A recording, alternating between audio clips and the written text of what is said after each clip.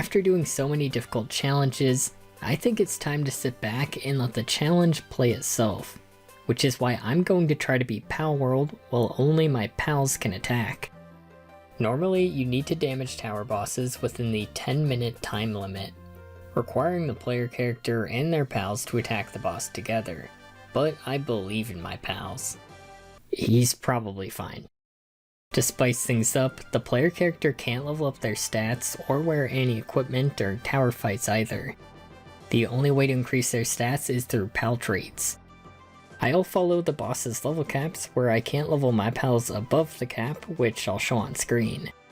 This also means I can't build technology above that cap. I won't be using major glitches. I'm not sure if you can beat the game without any glitches. And finally, I'll keep the world settings on normal.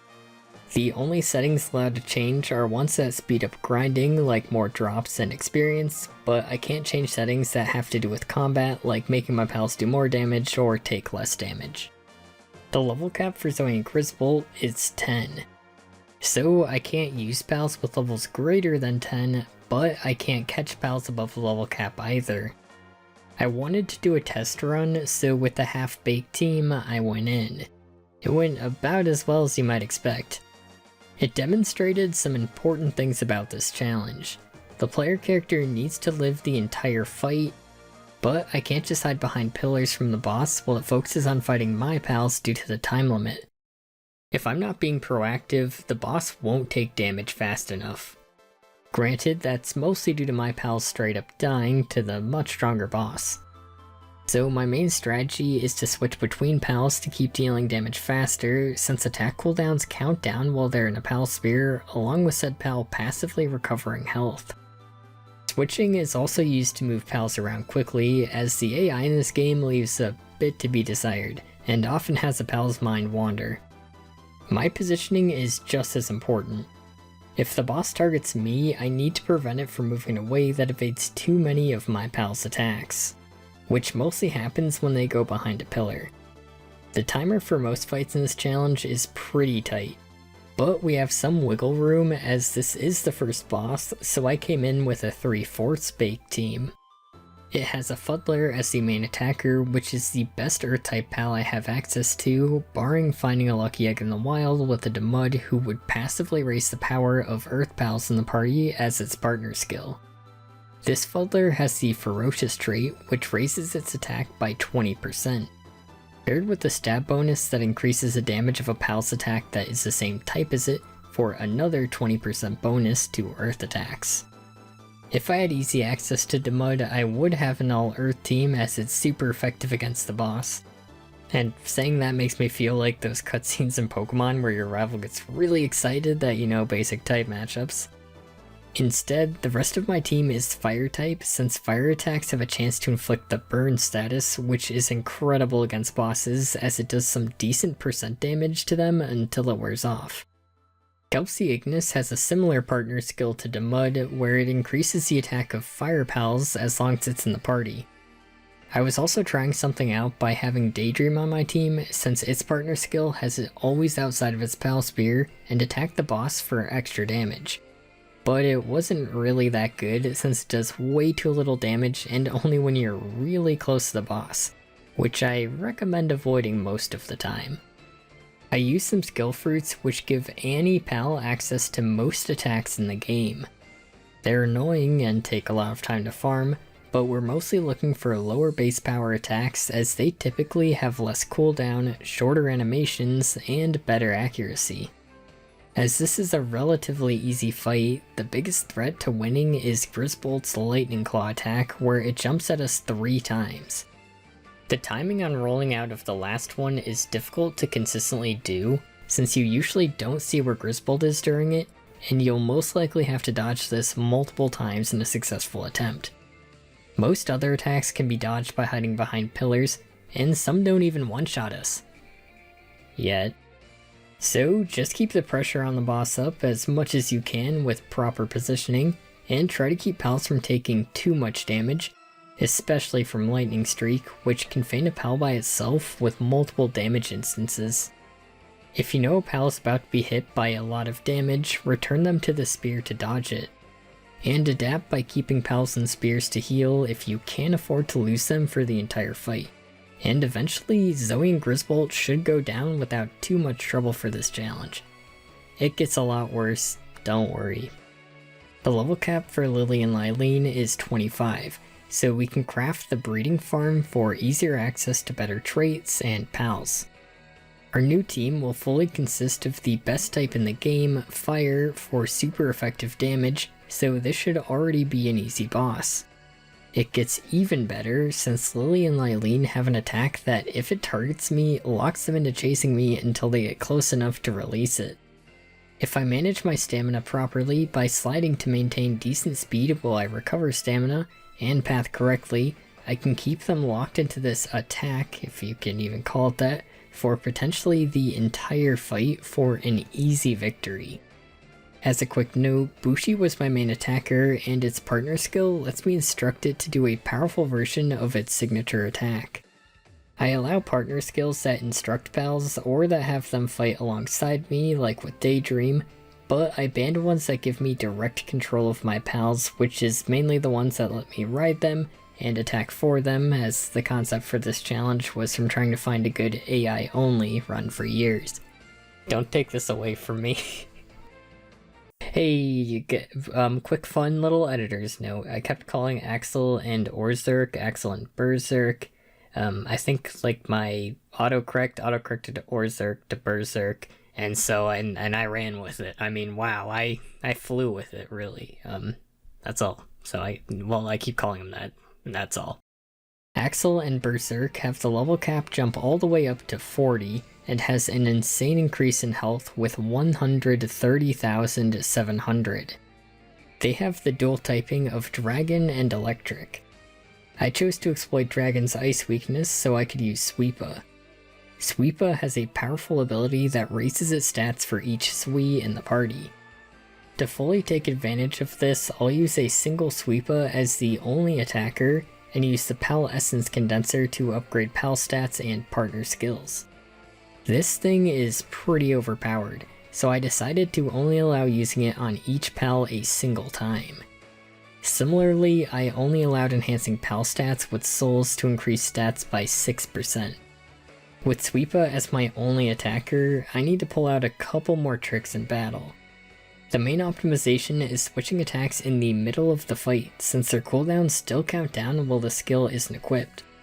So I give Sweepa as many ice attacks as possible, and swap out recently used ones whenever I can. This makes my positioning trickier as I need to stay close to the boss, but I also need to make sure I'm not in immediate danger as I menu in the middle of the battle. Axel and Berserk have an attack that I'll especially need to look out for before opening the menu, where they charge an electric beam that goes through pillars for some reason. I need to make sure I have enough stamina and time 2 rolls to avoid it at the right time, or I'll get one shot. Bosses from here on out one-shot me with the majority of their attacks, meaning a single mistake in these 10-minute long fights can instantly lose it. Fun! I also want Sweep in as long as possible, which means only recalling him to avoid attacks and quickly sending him back out in a new position. For damage, ice attacks can inflict the freeze status to completely immobilize a target and prevent it from attacking for a short time. Another optimization we have access to at this level is food buffs. The most useful one right now is the Omelet's temporary 10% attack buff that will need to be reapplied in the middle of the fight to make that 13,000 average damage per minute more realistic. Oh, I guess we can command pals to attack aggressively, but I'm not convinced that does anything in tower fights.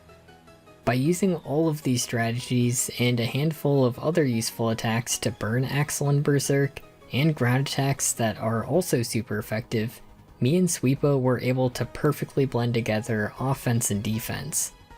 Honestly, this is what Pokemon battles should be. Fighting alongside your Pokemon where one wrong move gets you killed. When it works, it's so satisfying.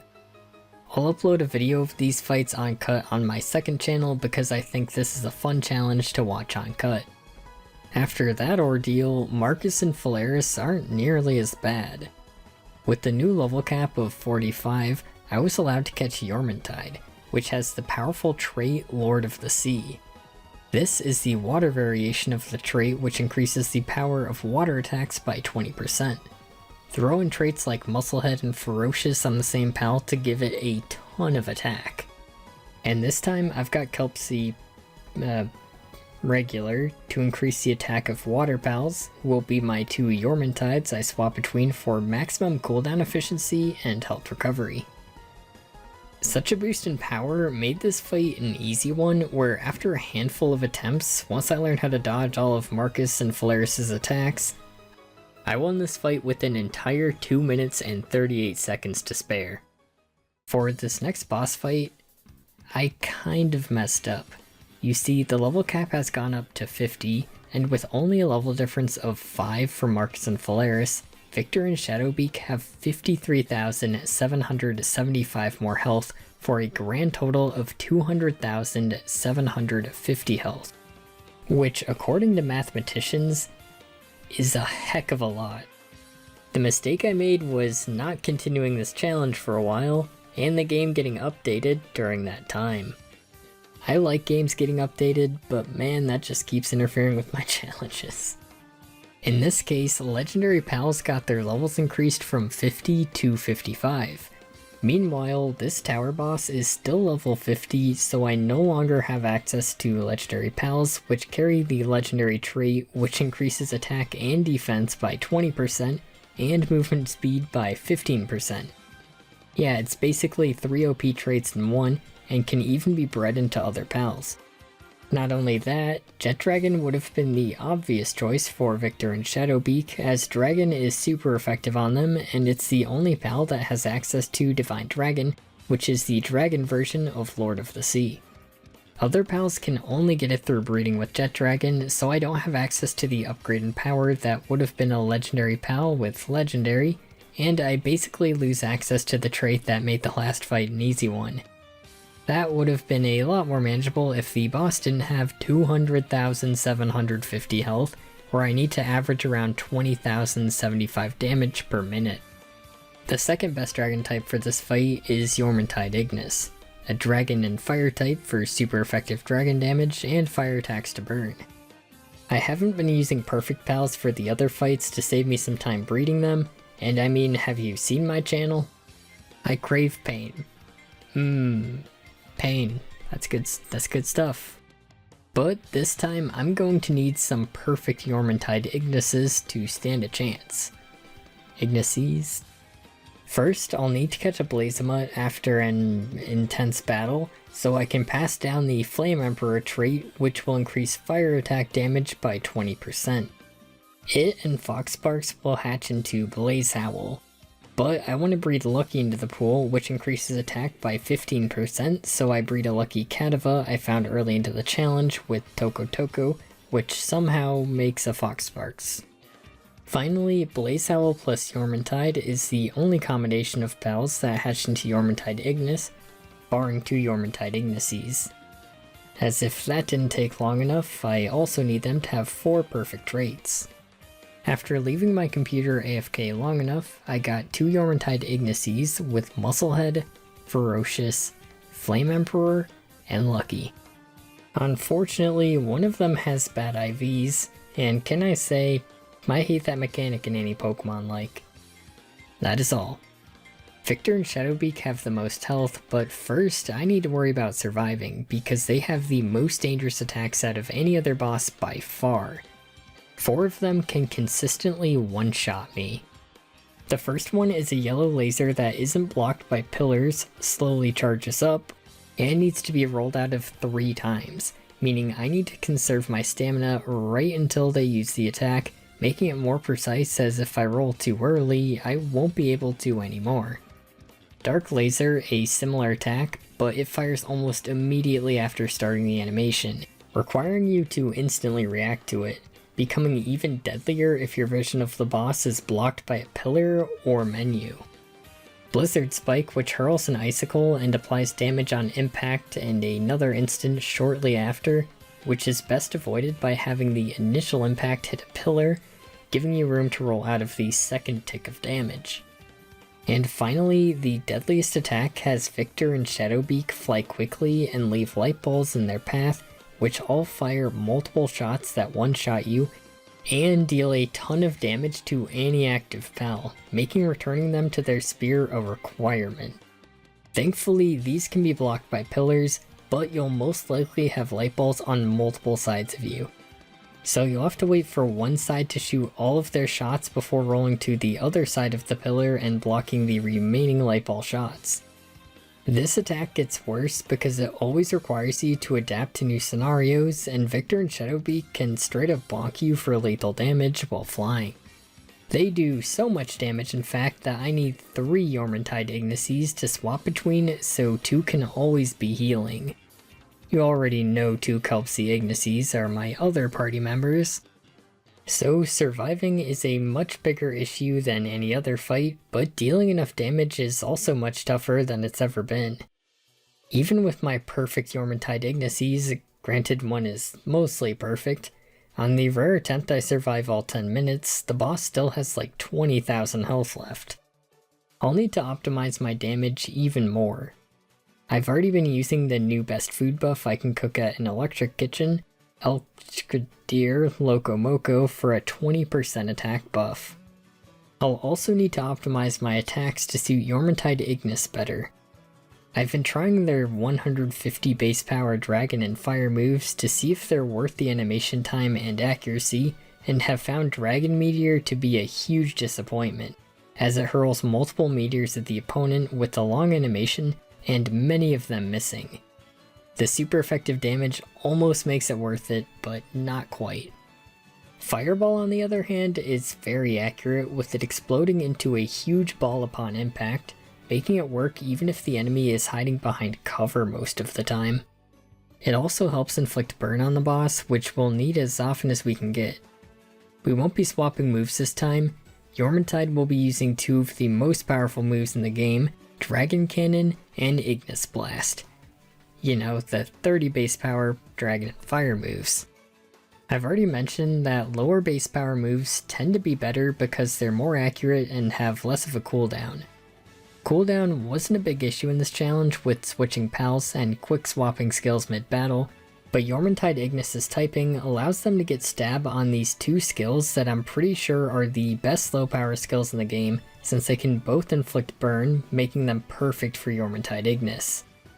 Bigger pals also tend to do nothing unless they're the right distance away from an enemy pal to attack it, but these 2 skills are used at both long and short ranges. The best part is Jormuntide Ignis will spam them with a cooldown of only 2 seconds. By the time it uses Dragon Cannon, Ignis Blast is instantly used, and vice versa.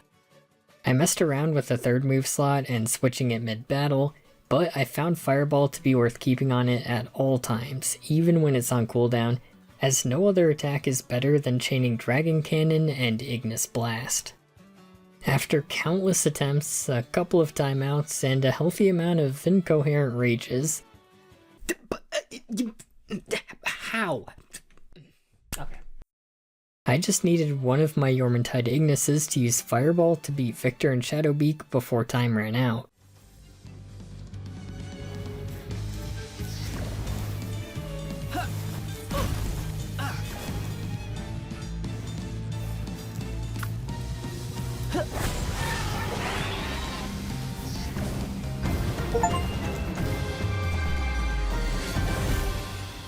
So it also turns out that there's a new tower boss that's been added to the game and new updates, but I think I'm good leaving it at the original final boss for now. Let me know if you want to see me attempt it in the comments though. Thanks for watching. If you enjoyed the video, consider subscribing and commenting and all that. I really do think these fights are cool to watch uncut, so if that sounds interesting to you, feel free to check them out by pressing the top left video.